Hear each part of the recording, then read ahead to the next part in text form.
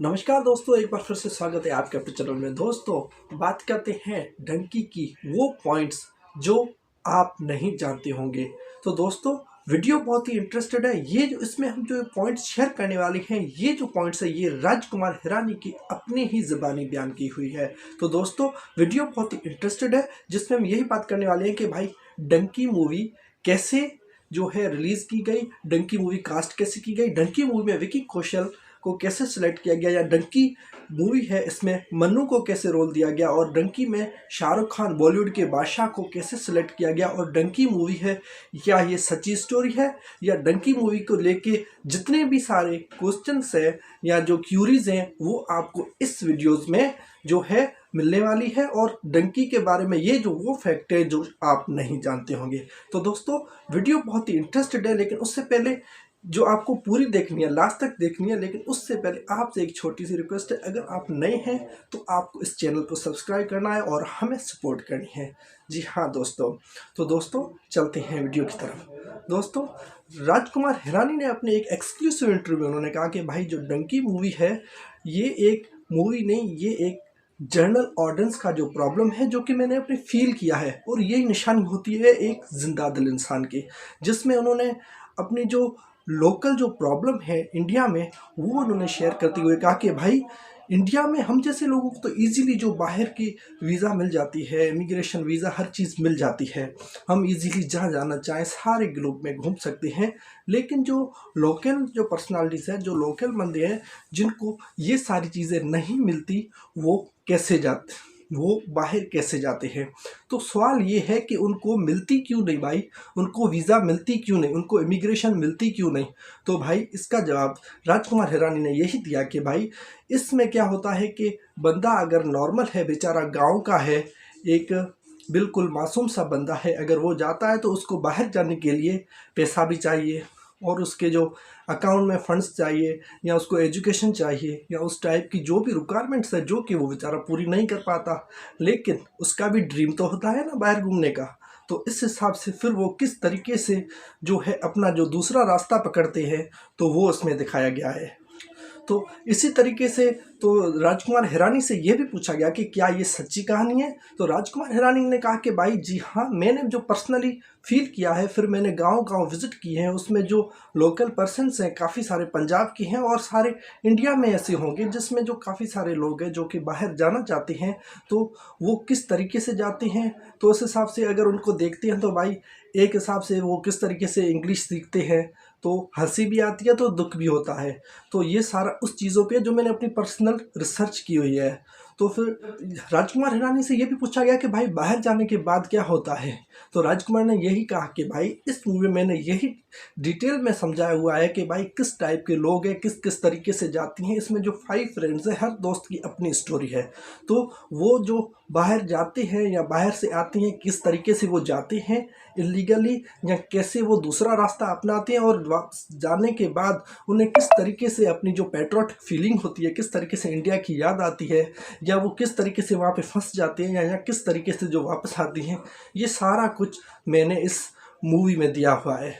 राजकुमार हिरानी ने भाई इस सवाल का भी एक इजीली जवाब दिया कि भाई इस मूवी में ऐसा सरप्राइजिंग क्या है, क्योंकि सारे बाहर जाते हैं, ऐसे नहीं तो वैसे जाते तो है ना, तो इसमें क्या चीज़ है भाई। इसमें जो है एक नॉर्मल बंदा, मासूम बंदा बेचारा बाहर जाता है तो वहाँ पे कैसे फंसता है, एक उसकी पूरी लाइफ के बारे में है, और वो वापस आ नहीं सकता। ये जो प्रॉब्लम है ये सारे इंडिया की है, और काफ़ी सारे जो बड़े बड़े लोग हैं, जो जर्नल्स जो हमारे जैसे आते जाते हैं, तो उनको भाई पता ही नहीं होता कि भाई बाहर कैसे जाते हैं, कैसे आते हैं, क्या प्रोसेस होता है। तो ये सारी चीज़ें आपको इस मूवी पे सीखने को मिलेगी। और इसके अलावा भाई काफ़ी सारे लोग तो भाई इस मूवी को देख के भाई यही रिएक्शन देते हैं कि भाई ऐसा इंडिया में भी होता है, ऐसा भी होता है, क्या वाकई में ऐसे लोग फंसते हैं, क्या वाकई में इस तरीके से लोग जाते हैं। तो वो सारी चीज़ें जो है ये एक रियलिटी के बेस पे है। तो ये एक बिल्कुल एक सच्ची से सच्ची स्टोरी है जो कि मैं अपनी पर्सनल रिसर्च में बनाई है।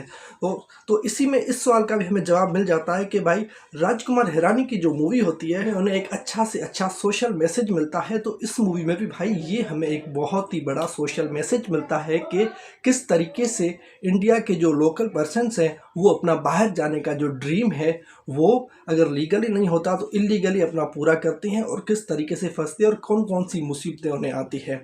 तो इस तरीके से उनकी बात करते हुए ये भी उन्होंने शेयर की कि भाई शाहरुख खान से के जो इनकी बातें हैं, जो म्यूचुअल अंडरस्टैंडिंग है वो तो काफ़ी सालों से हो रही है, लेकिन इस मूवी के बारे में शाहरुख खान कैसे कास्ट की गई वो भी इस चीज़ में इस वीडियो में बताया गया है, जो कि आपको हैरान कर देगा। और ऐसे ही बहुत ही फैक्ट से भरी हुई बातें इन्होंने डंकी के बारे में की हमारे एक एक्सक्लूसिव इंटरव्यू में।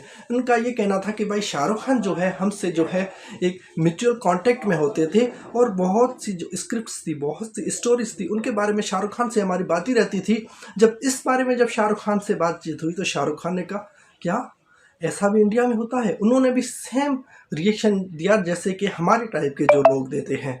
तो दोस्तों इस सब जो ये स्टोरी है ये जो शाहरुख खान को बहुत ही इंटरेस्टेड लगी और फिर इस तरीके से शाहरुख खान से डिस्कस हुई और शाहरुख खान इस तरीके से इस मूवी में इंटर हुए। इस तरीके से राजकुमार हिरानी ने इस सवाल का भी जवाब दिया कि भाई तापसी पानू या विकी कौशल इनका जो किरदार है वो एक बेस्ट से बेस्ट रहा है इस पार्ट का। तो इनके बारे में भी उन्होंने बताया कि भाई इनकी पहले कोई भी ऐसी थॉट्स नहीं थी मन्नू को सिलेक्ट करने की। जब इन्होंने देखा मन्नू की एक मूवी देखी जो कि एक पंजाब के सिंपल गांव अमृतसर से बिलोंग करती है और उसकी एक अच्छी खासी बिल्कुल मस्त पंजाबी बोल जाती है, तब इन्हें अपनी जो फीलिंग आई, अपनी मूवी वाली, अपनी स्टोरी वाली फीलिंग आई कि हाँ मेरी मनु बिल्कुल ऐसी ही है, सीधी सादी भोली भाली मासूम सी, और ये इस जगह पे फिक्स और ये इस जगह पे बेस्ट ही है। तो इस तरीके से उन्होंने तापसी पानू से कांटेक्ट किया और उनको इस मूवी के लिए सिलेक्ट किया। और मनु की जो है इसमें जो परफॉर्मेंस है वो बेहतरीन से बेहतरीन है। और अगर इसी तरीके से अगर बात करें विकी कौशल की तो भाई काफ़ी सारे रिव्यूज़ में आ रहा है कि भाई विकी कौशल ने तो भाई शाहरुख खान का भी रिकॉर्ड तोड़ दिया है इस मूवी में। जी हाँ, जो विकी कौशल की जो परफॉर्मेंस है इस मूवी में बेस्ट से बेस्ट रही है। विकी कौशल और जो मनु यानी तापसी पानू इन दोनों की जो परफॉर्मेंस है बेस्ट ही बेस्ट रही है। शायद इस मूवी में अगर हम कहते हैं ना जाने तो इन दोनों एक्टर्स की वजह से ही है। तो विकी कौशल को इस तरीके से सिलेक्ट किया गया कि दोस्तों वो आप सुन के बिल्कुल हैरान हो जाएंगे कि भाई विकी कौशल कैसे सिलेक्ट हो गए और राजकुमार हिरानी की क्या थॉट्स थे। जैसे कि राजकुमार हिरानी ने विकी कौशल के अबू से इस तरीके से बात कर रहे थे कि भाई जो दो बंदे मैंने बाली हो गया या दूसरे जो नए एक्टर्स जिस तरीके से मैंने सिलेक्ट किए थे तो विकी कौशल को भी इस तरीके से ही सिलेक्ट करना था, क्योंकि एक छोटा सा रोल था और वो एक अमेजिंग सा रोल था। तो इस तरीके से तब उनके अबू से जो बातें हो, विकी कौशल के फादर से जो बातें हो रही थी, उन्होंने कहा कि भाई किस टाइप का आपको बंदा चाहिए कि भाई ऐसा सीधा साधा हो जो इजीली पंजाबी बोल सके और एक अच्छा सा रोल दे सके जैसे कि हमारा विकी कौशल बोल सकता है। तो भाई विकी कौशल तो अब इस मूवी में नहीं आ सकता क्योंकि वो तो अभी बहुत ही बड़े बड़े जो लीड रोल है वो प्ले करते हैं। तो इस तरीके की उनकी कन्वर्सेशन होती है और नेक्स्ट डे पे जो है विकी कौशल की उनको कॉल हो जाती है। विकी कौशल इस तरीके से उनको कॉल करके कहते हैं कि अगर आपको पता है कि मैं जो ये रोल बेस्ट कर सकता हूं तो आप मुझे क्यों नहीं चूज़ करते, मुझे कर लें सर प्लीज़। तो इस तरीके से विकी कौशल ने बात की तो राजकुमार हिरानी ने नेक्स्ट डे विकी कौशल को अपने ऑफिस में बुलाया और इस तरीके से राजकुमार हिरानी ने अपनी सारी स्टोरी और स्क्रिप्ट बताया, जो कि विकी कौशल भी इसमें बहुत ही इंटरेस्टेड हुए और विकी कौशल ने भी उनको येस कह दिया। और इस तरीके से जो विकी कौशल और तापसी पानू अपने बेहतरीन अंदाज मनु और अपने जो शाहरुख खान का जो दूसरे दोस्त होते हैं उनकी लिस्ट में आ गए, उनके कैडर में आ गए और इस मूवी को बिल्कुल एक अच्छे तरीके से बनाया गया है।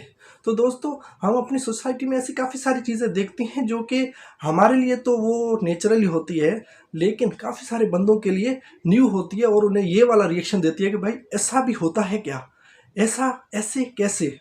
काफ़ी सारी चीज़ें होती है जिसमें हमें हंसी भी आती है तो दुख भी होता है तो खुशी भी होती है। तो वो सारी चीज़ें हमें राजकुमार हिरानी की मूवी में देखने को मिलेगी और उसका जो सबसे बड़े से बड़ा एग्जाम्पल आपके सामने डंकी है और ये ईयर जो है डंकी के साथ ही गुड बाय हो रहा है। और ये मूवी देखने के बाद जो विदेश में हमारे जो लोग रह रहे हैं उनको एक बिल्कुल पेट्रोटिक सी फीलिंग आ गई है और वो अभी अपने घर में फ़ौरन शिफ्ट होना चाहते हैं और उनको अपनेपन वाली फीलिंग आ जाती है और अपनी जो है गाँव की याद आ गई है और वो अभी उन्हें विदेश की जो है हज़ारों करोड़ों सैकड़ों लाखों खुशियाँ एंटरटेनमेंट फैसिलिटीज़ छोड़ के हमारे भारत पे जो है आने पर मजबूर कर देती है। ये है राजकुमार हिरानी की मूवी डंकी का पावर। तो दोस्तों आपको ये मूवी कैसी लगी?